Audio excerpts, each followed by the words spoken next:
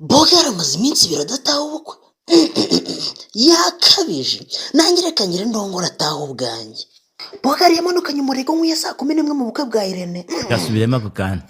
Nakuze ndinzige mu kurya imyaka, nakuze ndi ndagaca mu kurya inkoko, none ubu ndi kurya mu bukwe. Ntabwo nabyemera. Abantu batari kukuha akazu gato niko karya ubwatsi, batagakoko gacakiye igikoko, agakoko gacakiye inyama y'igikoko. Abantu batari kuwagipetuwe kuki ukunda kurira amafoto mu bukwe bw'abandi.